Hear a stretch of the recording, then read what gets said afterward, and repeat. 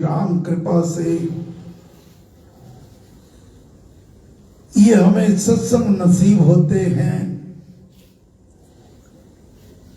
और भाग्यशाली हैं वो सत्संगी जिनको इस प्रभु का गुणगान सुनकर उसमें रस मिलता है। संतों की वाणी सूरदास जी महाराज की रचना अभी श्रवण करी है। मन में ऐसे भाव बनाना है जब सत्संग में बैठो, ध्यान में बैठो, प्रभु का आह्वान करके बैठो तो वह साक्षात आपके सामने प्रकट हो जाया करते हैं।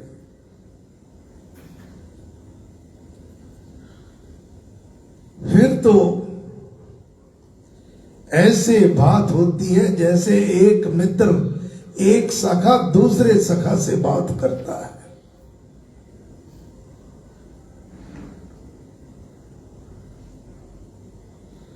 जिससे घनिष्ठ संबंध हो उसी से हम तू कह के बात कर सकते हैं। तब मन से जब सामने भगवान प्रकट हो और भक्त इधर हाथ जोड़कर उनको वंदना कर रहा होता है तो मन से टेर निकलती है, पुकार निकलती है कि हे भगवान, मैं जैसा भी हूं, भला हूं, बुरा हूं, मैं तेरा हूं।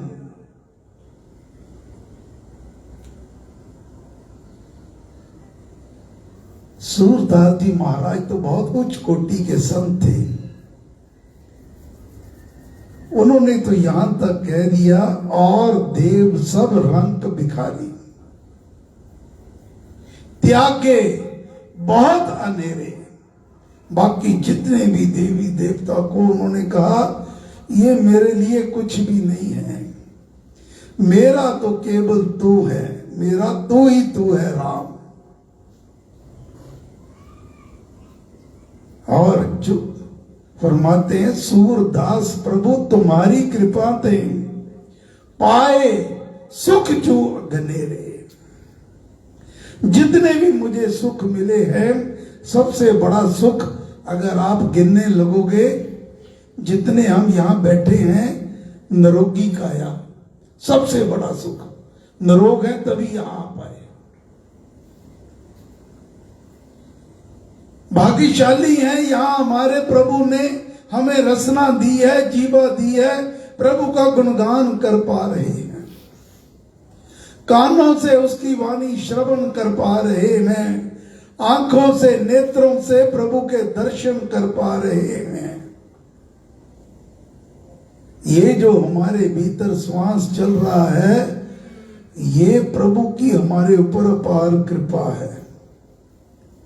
तो सूरदास जी महाराज सामने भगवान उनके ठाकुर जी, उनके ईश ठाकुर जी वो खड़े हैं और उनको कहते हैं, हे प्रभु तुम्हारी कृपा दे पाए सुख जो गनेरे। जो भी मुझे सुख मिले हैं, अनेकों मिले हैं, वह तेरी कृपा से ही मुझे मिले हैं। तभी तो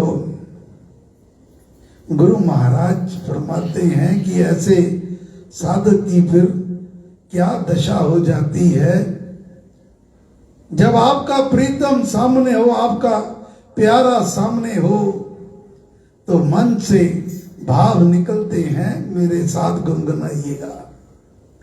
मैं तो तेरा हूँ, तेरा हूँ, तेरा हूँ राम। मैं तो तेरा हूँ, तेरा हूँ, तेरा हूँ राम। मैं तो तेरा हूँ, तेरा हूँ, तेरा हूँ राम। मैं तो तेरा हूँ, तेरा हूँ, तेरा हूँ राम। मैं तो तेरा हूँ, तेरा हूँ, तेरा हूँ राम। मैं तो हूँ, तेरा हूँ, तेरा हूँ राम। मैं तो तेरा हूँ, तेरा हूँ राम। मैं तो तेरा हूँ तेरा हूँ तेरा हूँ राम। तुम तो मेरा है मेरा है राय। तू मेरा है मेरा है मेरा है राम। तू तो मेरा है मेरा है राम। तू तो मेरा है मेरा है मेरा है राम। तू तो मेरा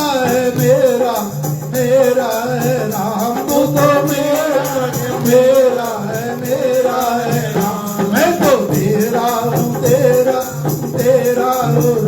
मैं तो तेरा हूँ तेरा हूँ राम। मैं तो तेरा हूँ राम। मैं तो तेरा हूँ राम। मैं तो तेरा हूँ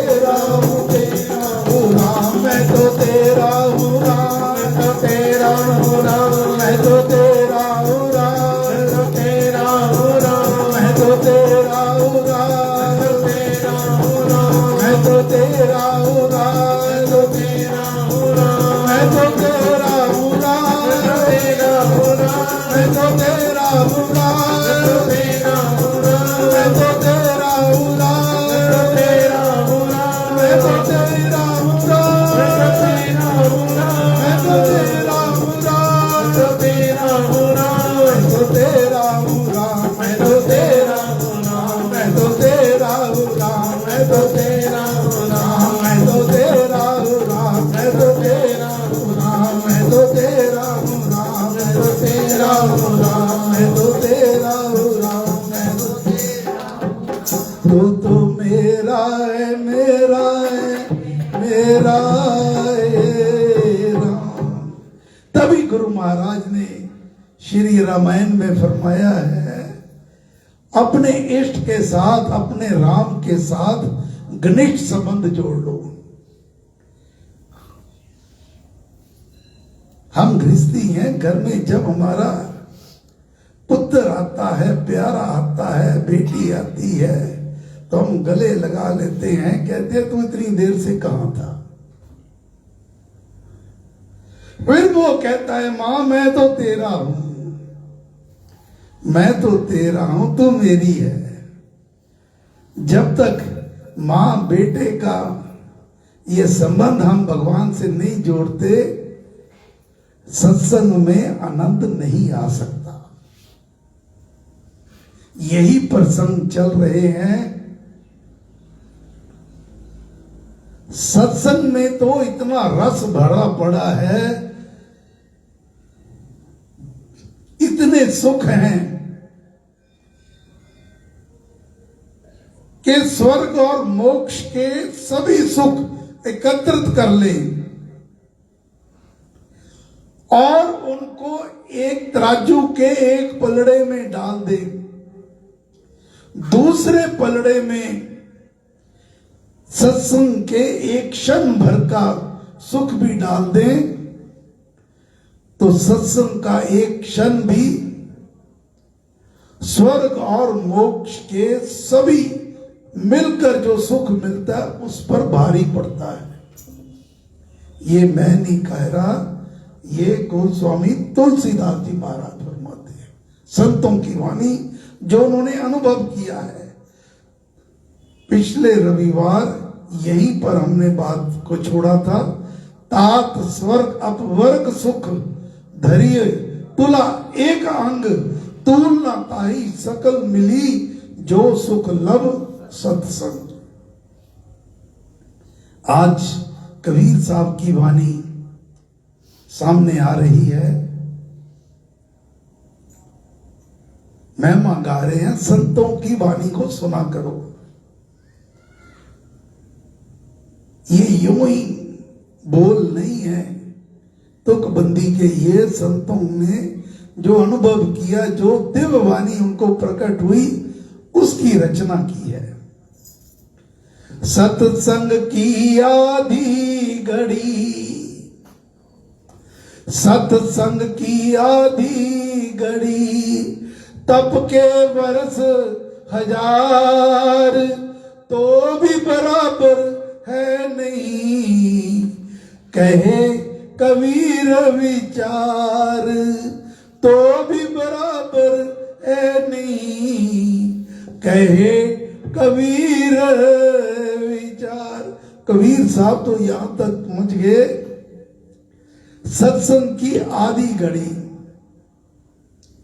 आधी एक घड़ी होती है 24 मिनट की, आधी घड़ी लगभग 12 मिनट। कबीर साहब फरमाते हैं, एक तरफ तो कुछ समय का सत्संग होता है जहां संतों की वाणी श्रवण को मिले, सत्य का ज्ञान हो, ईश्वर का ज्ञान हो।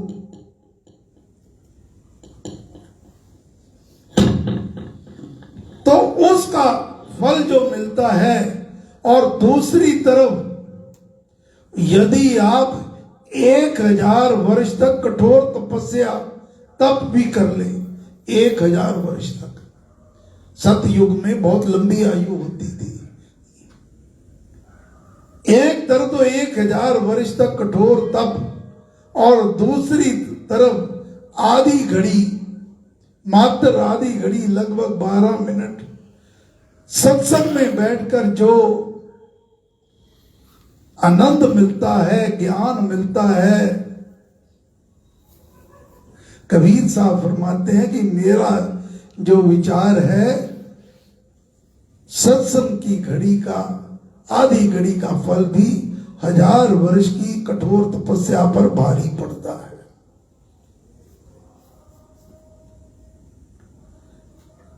कई देखे हैं, कई संत महापुरुष इतना कठोर तप करते हैं, इतना कठोर तप करते हैं, कई महीने भूखे रहना, सर्दी के भयंकर दिनों में कई घड़े ठंडे पानी के डालना, हड्डियां सूख जाती हैं, शरीर में बल नहीं रहता।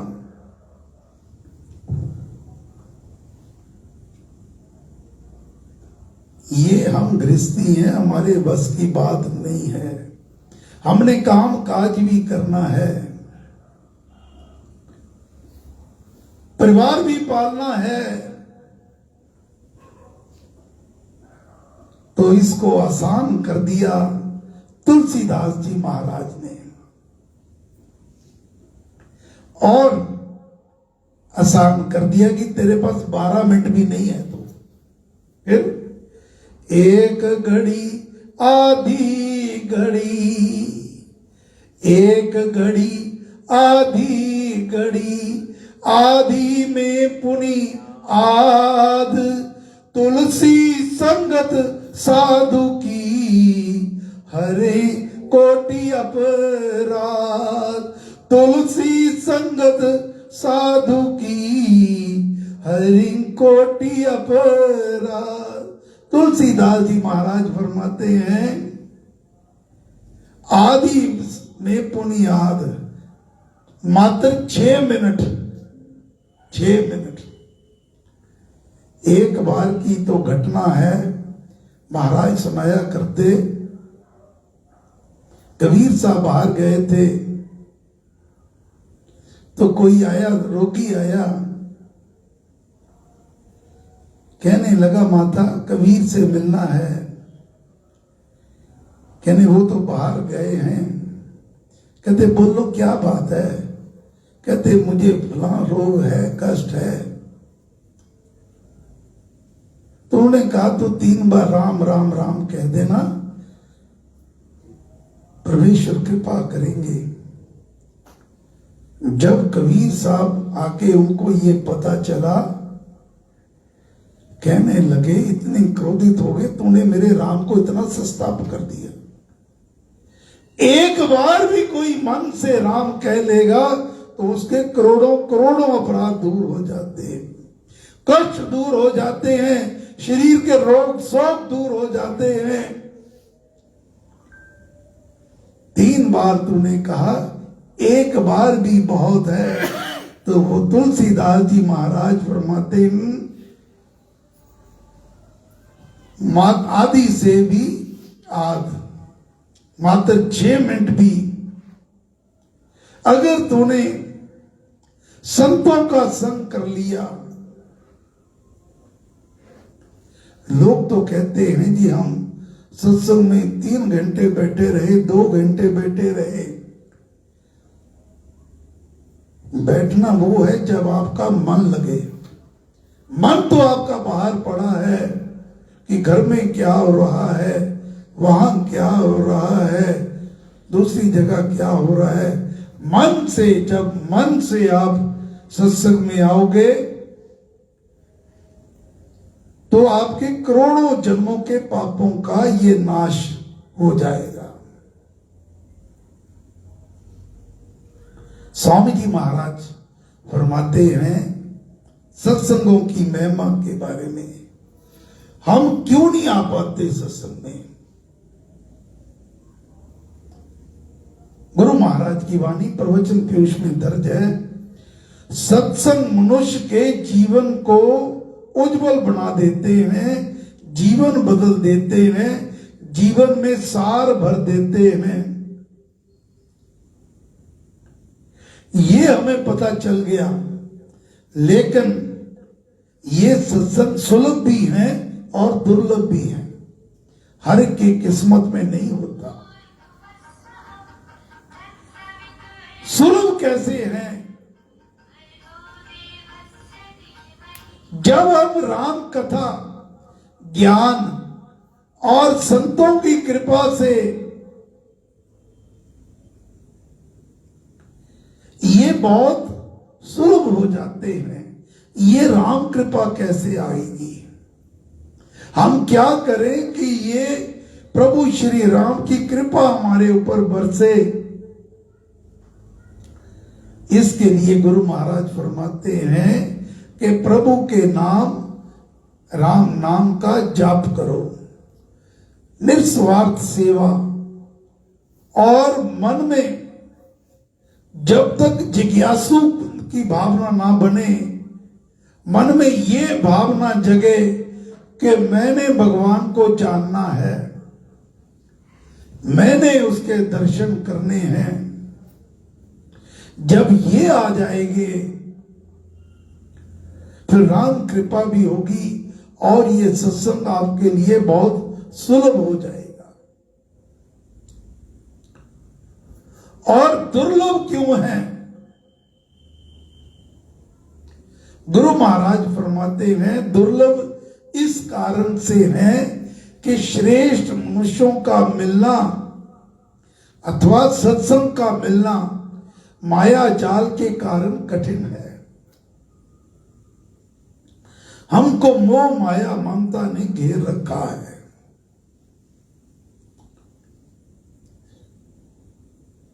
जब तक ये अज्ञानता का पर्दा नहीं हटेगा तो सत्संग की और हमारा मन ही नहीं करेगा।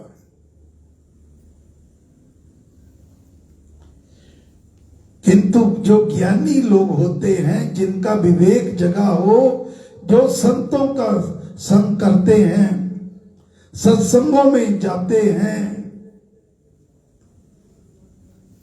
उनके लिए उनका विवेक जग जाता है, आत्मा जग जाती है, और ये जो दुर्लभ वस्तु है सत्संग, ये उसको बड़ा सहजता से सुलभ बना लेते हैं।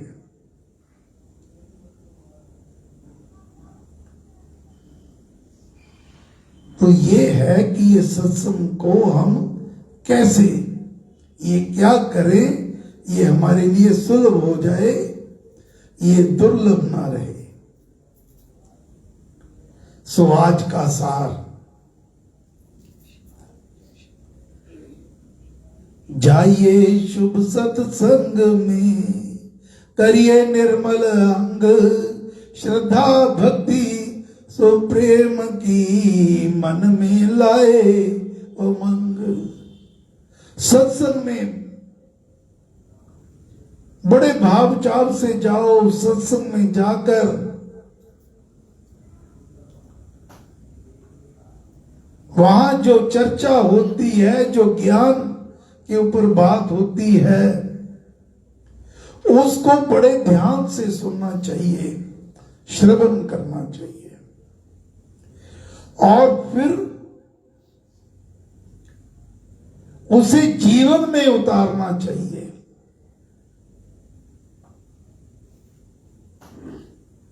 जब आपके जीवन में सत्संग का कोई एक श्लोक, कोई एक वचन भी आपके मन को भा गया, तो उसका वो कितना श्रेष्ठ है,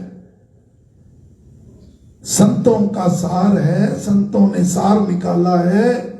ये तपस्या, दान, जहां किसी भी कर्म कांड से श्रेष्ठ माना जाता है। सो यही निवेदन करना है, कृपया सत्संगों में सर्वप्रथम तो स्वयं आओ, अपने बच्चों को, उनको भी लाने का प्रयास करो। बच्चों के लिए आपने घर बना दिया, स्कूल की व्यवस्था अति सुंदर कर दी, सब सहूलतें दे दी, बहुत अच्छी बात है। लेकिन अगर उनमें संस्कार, सुसंस्कार नहीं जाएंगे तो वह सब बेकार हो जाएगा। बच्चा वही करेगा जो घर में बड़े करेंगे। दादी अगर सत्संग जाती है तो बच्चा एक ना एक दिन उसकी उंगल पकड़कर कहेगा, दादी मैंने भी तेरे साथ जाना है। माता पिता सत्संग में जाते हैं तो बच्चों के अंदर भी भाव जगेंगे और दूसरों को भी प्रेरित किया करो। जब आपकी प्रेरणा से कोई और भी सत्संग में आएगा, उसे तो लाभ होगा ही होगा, आपको भी इस शुभ कर्म का बहुत लाभ मिलेगा। परमेश्वर श्री राम